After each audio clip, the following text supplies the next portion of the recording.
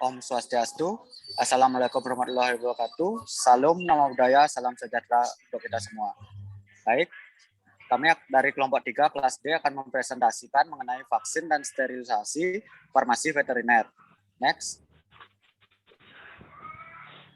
Adapun anggota kelompok dari kelompok 3 kelas D yaitu Nyaman Dwi Eka Saputra dengan NIM 18104, kemudian ada Anak Agung Gede Agung Ananda Kusuma dengan NIM 18106, kemudian ada Imade Gede Wijaya Kusuma dengan NIM 18107, kemudian ada Ida Bagus Ketut Indra Permana dengan NIM 18108, kemudian ada Iko Mangaswi Nur Cahaya dengan NIM 18109, kemudian ada Made Ade Pranatawan dengan NIM 18110. Next.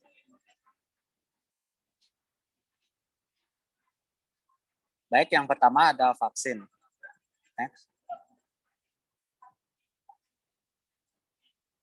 Vaksin adalah bahan antigenik yang digunakan untuk menghasilkan kekebalan aktif terhadap suatu penyakit sehingga dapat mencegah atau mengurangi pengaruh infeksi oleh organisme alami atau liar.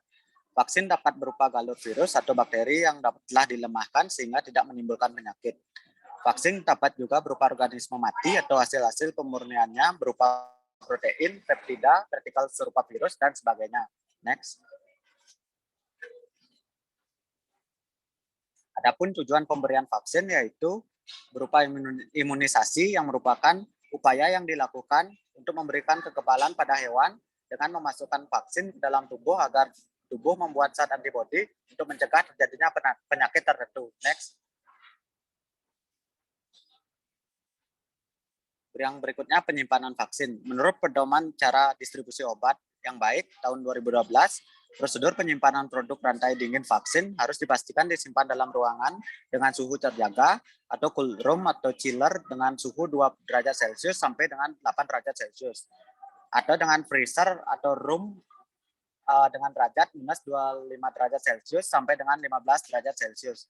Kemudian vaksin kering pada kurang dari 20 derajat Celcius dan lindung cahaya. Vaksin harus tertera banyaknya jumlah mili dalam wadah untuk vaksin cair, kemudian ada dosis, kemudian yang berikutnya ada kadaluarsa. Next. Adapun jenis-jenis vaksin, yang pertama ada live attenuated vaksin, kemudian inactive vaksin, yang ketiga ada vaksin toxoid, kemudian yang keempat ada vaksin seluler dan subunit, yang kelima ada vaksin idiotype, yang keenam ada vaksin rekombinan, yang ketujuh ada vaksin DNA. Next.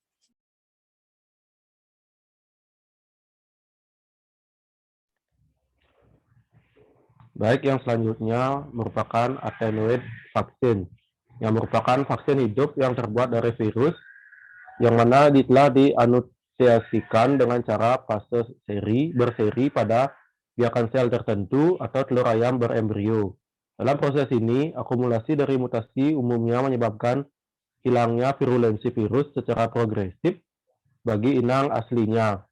Dalam vaksin mengandung virus hidup yang dapat berkembang biak dan merangsang respon imun tanpa menimbulkan sakit. Next. Karakteristik dari vaksin aktif ini, yang pertama mempunyai kemampuan proteksi jangka panjang. Kemudian keefektifannya dapat mencapai 95%. Selanjutnya, virus yang telah dilemahkan tersebut dapat bereplikasi di dalam tubuh, meningkatkan dosis asli, dan berperan sebagai imunisasi ulangan. Kemudian yang terakhir, seringkali tidak memerlukan imunisasi ulangan. Contohnya adalah vaksin polio dan vaksin TBC. Next. Dan yang selanjutnya ada inaktif vaksin. Vaksin inaktif dihasilkan dengan menghancurkan inaktivitasnya, sedangkan imunogenitasnya masih dipertahankan dengan cara fisik, misalkan dengan pemanasan, radiasi, chemis, bisa dengan bahan kimia fenol, beta-propialakton, formaldehid.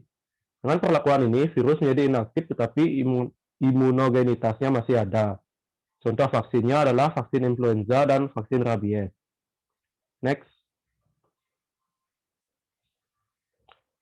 Adapun karakteristik dari vaksin inaktif ini yaitu yang pertama, aman karena tidak infeksius.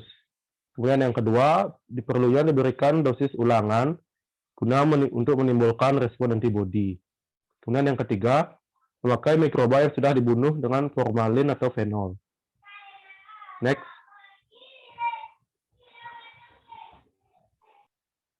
Selanjutnya, vaksin toksoid.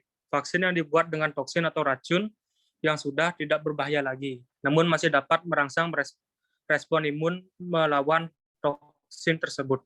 Dibuat dari toksin yang dihasilkan oleh bakteri tertentu, seperti tetanus atau difteri.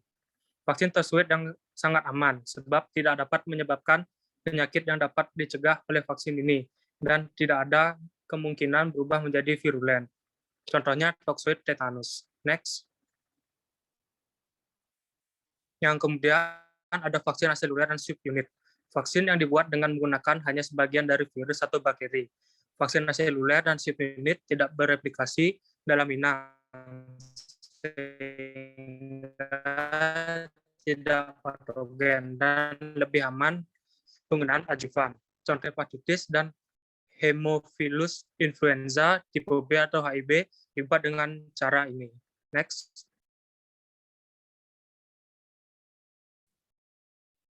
Baik, berikutnya yang kelima itu vaksin idiotipe. Vaksin ini dibuat berdasarkan sifat FAB atau fragment antigen binding dari antibodi yang dihasilkan oleh tiap klon sel B dan mengandung asam amino yang disebut sebagai idiotype yang dapat bertindak sebagai antigen. Nah, vaksin ini dapat menghambat pertumbuhan virus melalui netralisasi dan pemblokiran terhadap reseptor pre-sel B. Yang keenam ada vaksin rekombinan.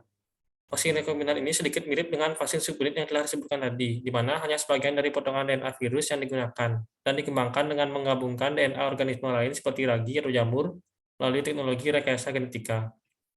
Vaksin rekombinan memungkinkan produksi protein virus dalam jumlah yang besar. Nah, contoh vaksin rekombinan ini adalah vaksin hepatitis B dan vaksin HPV. Yang ketujuh yaitu vaksin DNA atau plasmid DNA vaksin. Vaksin dengan pendekatan baru dalam teknologi vaksin yang memiliki potensi menginduksi imunitas seluler. Dalam vaksin DNA, gen tertentu dari mikroba diklon ke dalam satu plasmid bakteri yang direkayasa untuk meningkatkan ekspresi gen yang diinsersikan ke dalam sel mamalia.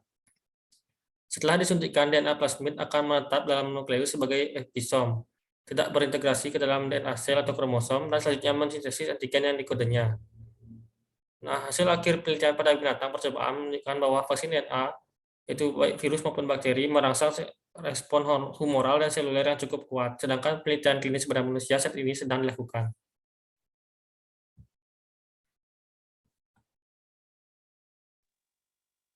Baik, yang selanjutnya ada sterilisasi. Next.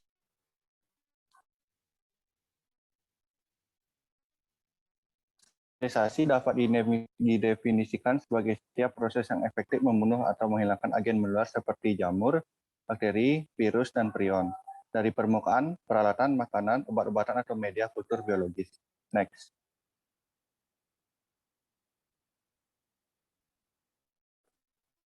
Yang pertama itu pemanasan, pemanasan kering dan pemanasan barat. Untuk pembagian pemanasan yang terdapat pemijahan, pembakaran, hot air oven, insinerator. Sedangkan untuk pemanasan basah yaitu ada oven dan autoclave.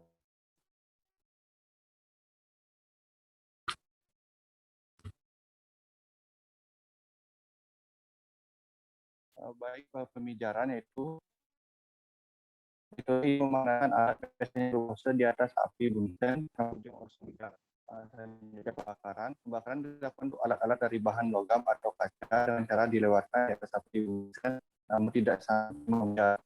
Yang ketiga ada hot air oven. Sterilisasi dengan metode ini digunakan benar dari kaca, gelas, petri, tabung air, tidak boleh bahan-bahan yang terbuat dari karet atau plastik.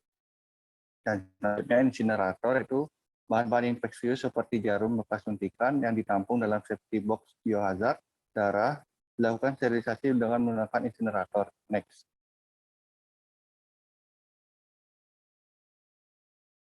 Untuk pemanasan basah, yaitu autoclave manual, metode ini menggunakan ketinggian air harus tetap tersedia di dalam autoclave. Sterilisasi menggunakan autoclave manual tidak dapat ditinggalkan dalam waktu yang lama. Sedangkan untuk autoclave digital otomatis, alat ini dapat diatur dengan suhu mencapai 121 derajat Celcius selama 15 menit. Setelah suhu tercapai, maka suhu akan otomatis turun sampai mencapai 500 Celcius, 50 derajat Celcius, dan tetap stabil pada suhu tersebut. Next.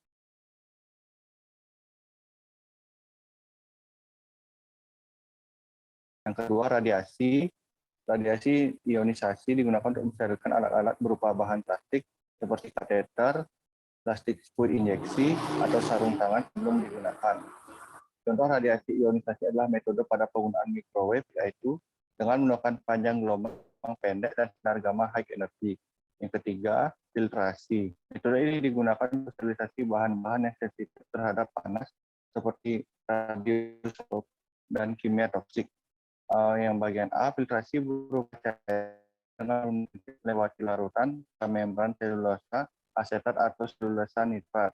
Dan yang B, filtrasi berupa udara dengan menggunakan high efficiency particulate atau HEPA untuk menyaring organisme dengan ukuran lebih besar dari 0,3 mikron di kabinet atau BSC. Next.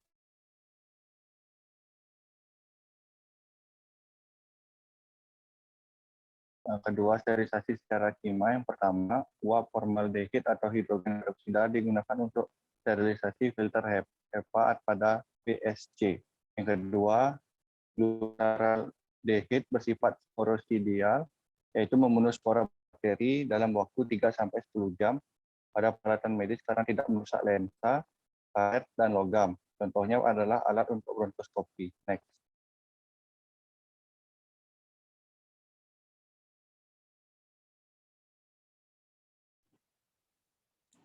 Selanjutnya yang ketiga ada sterilisasi secara mekanis. Sterilisasi ini dapat memperkecil kemungkinan terjadinya cemaran atau kontaminasi dengan mikroba sehingga seminimal mungkin. Digunakan untuk bahan obat yang tidak dapat disterilkan dengan cara pemanasan atau dengan cara penyaringan. Itu caranya zat pembawa disterilkan sendiri terlebih dahulu, dan kemudian zat pembantu disterilkan sendiri juga, dan alat-alatnya disterilkan dengan cara yang cocok. Untuk ruang kerja, itu harus bersih, bebas dari debu dan angin, dan disterilkan dengan sinar UV atau cara lain yang sesuai. Next.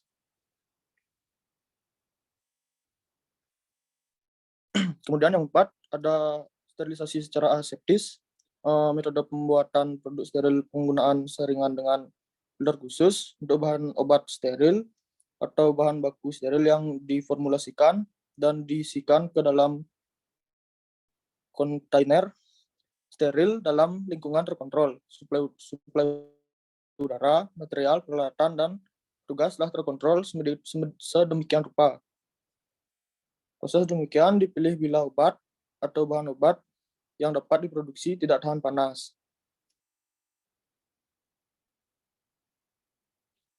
Baik, sekian presentasi dari kelompok kami. Apabila ada kekurangan atau salah kata, kami mohon maaf. Saya tutup dengan Paramasanti. Om Santi Santi Santi Om.